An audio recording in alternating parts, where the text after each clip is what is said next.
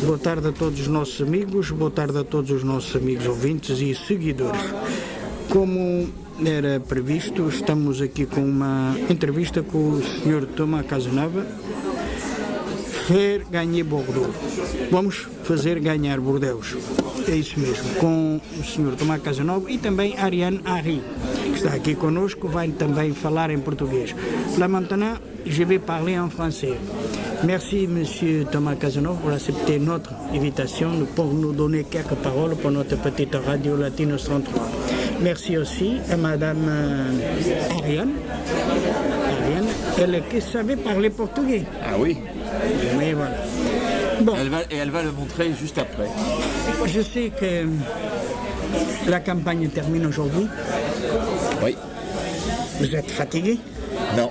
Non. Je suis prêt à faire la deuxième campagne, celle du deuxième tour. On va être en forme parce que ça repart lundi prochain. Voilà. Merci pour votre invitation. Mais de rien, ça fait plaisir. Et vous parlez, c'est la deuxième fois qu'on parle. Oui. C'est la deuxième fois, la dernière élection, et là, maintenant. Bon, je sais que tout le programme, vous avez un programme énorme pour Bordeaux, et j'espère que vous gagnez pour établir tout ça. Mais je voulais poser deux questions sur deux sujets que je trouve très importants.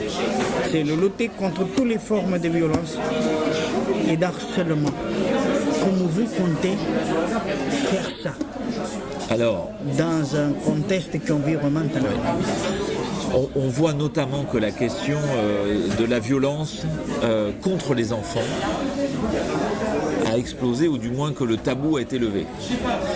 Et moi je considère que le maire de Bordeaux demain, il a une responsabilité de protéger aussi tous les enfants de Bordeaux. Et comment on va faire ça?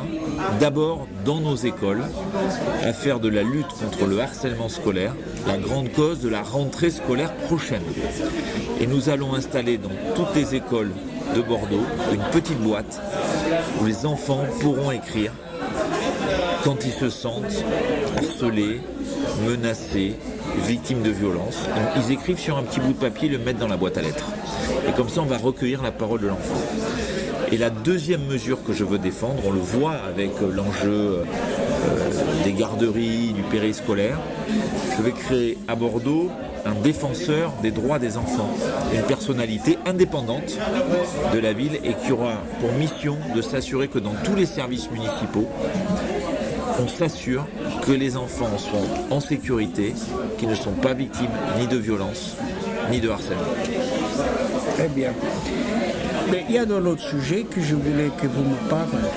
C'est le sujet du programme « Je choisis Bordeaux ».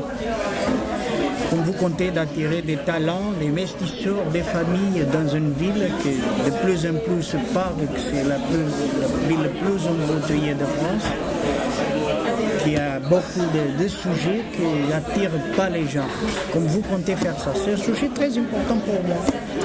Ben, c'est d'abord pour moi, je choisis Bordeaux, c'est de défendre l'attractivité économique de notre ville. Nous avons besoin de continuer à développer nos entreprises, accueillir de nouvelles entreprises, créer de nouveaux emplois. Et donc moi, je vais reprendre une politique d'attractivité économique, mais aussi de rayonnement culturel. Je veux faire de Bordeaux capitale européenne de la culture et j'espère bien d'ailleurs que nous pourrons dans ce cadre-là développer les liens entre Bordeaux et Porto, à travers notamment la communauté portugaise pour faire rayonner Bordeaux dans le programme Capitale européenne de la culture. Et puis je choisis Bordeaux, le rayonnement c'est aussi sur le plan sportif. Voilà, parce que moi j'ai de grandes ambitions pour le sport à Bordeaux et donc je considère que notre ville, c'est une grande ville, c'est une métropole, elle doit attirer et rayonner.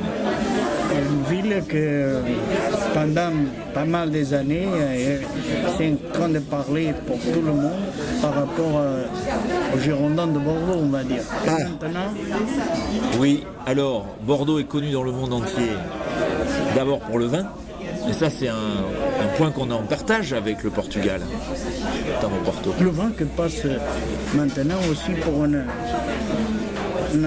période... Oui, il traverse une période difficile, mais ça reste un de nos grands fleurons qu'on doit continuer à défendre.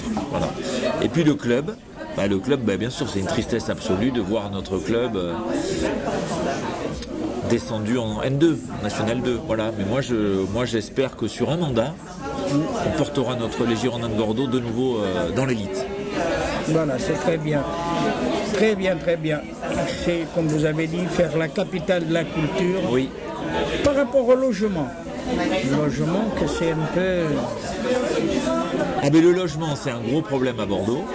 Et moi, ce que je dis, c'est que Pierre Hormick a arrêté de délivrer des permis de construire, arrêter la politique du logement, et il manque de logements à Bordeaux. Donc il faut continuer à créer des logements, parce qu'on a de plus en plus de demandes de logements sociaux, on a des jeunes qui n'arrivent pas à se loger, on a des étudiants qui quittent Bordeaux, qui n'arrivent pas à se loger, des familles qui partent, et donc nous avons besoin de plus de logements à Bordeaux. Alors moi je suis et je serai un maire qui défendra une politique offensive du logement. Voilà, maintenant je vais poser une petite question à Ariane, mas em português. Sim. Ora, vou então perguntar à Ariana porquê ela se ter juntado nesta candidatura e estar a apoiar Tomás Casanova. Tomás. É muito. Quero também deixar abraço muito especial para a comunidade portuguesa, que também é a minha comunidade, porque o meu marido é português. E para o Tomás é muito importante de manter esta ligação com a comunidade portuguesa, que é uma grande comunidade em Bordeaux e faz parte da vida da nossa cidade desde muitos anos, e para o Tomás é uma realidade. E por assim estou na lista. Está na lista. E acha que todo o programa do Tomás é um programa que vai abranger toda a gente? Sim. Acredita nesta candidatura? Sim, muito. É a melhor candidatura para Bordeaux. Porque o Tomás percebe, compreende todos os Bordeaux, vive em Bordeaux e tem a realidade da vida do dia a dia, e é o melhor candidato para mim. Para si, você sente que os portugueses de Bordeaux estão integrados nestas eleições, estão bem, como é que é dizer, informados para estas eleições? Sim, não muito bem. Poderia ser mais. O Tomás escreveu um correio a todos os portugueses e espanhóis e a toda a comunidade europeia para dizer que também os portugueses podem votar. É muito importante dizer isso, porque muitos portugueses não sabem que podem votar para as eleições municipais, e também tem uma voz que podem exprimar. Tem a voz, portanto, que é isso que eu faço, é tentar dizer às pessoas que, se as pessoas votarem, têm voz na vila. Sim. Si les gens allaient voter, vous avez la parole, vous avez droit à la parole dans une assemblée, dans une réunion. Vous n'allez pas voter, vous n'avez pas le droit de parler. Quand vous avez parlé, si vous avez rien fait. É isso mesmo. E para o Tomás é muito importante. Voilà. Et je trouve, moi c'est la deuxième fois que je soutiens Tomás Casanova, et je trouve que c'est la bonne candidature. Voilà. De mon côté, je vous remercie pour cette petite interview. Je résiste, il faut que je le fasse aujourd'hui absolument. Ah oui, absolument. Merci beaucoup. Merci pour l'invitation. Merci M. Tomás Casanova, et on va gagner Bordeaux. Oui, j'espère, on va gagner Bordeaux. Merci. On va gagner Bordeaux, Ariane? Ah si, claro que sim.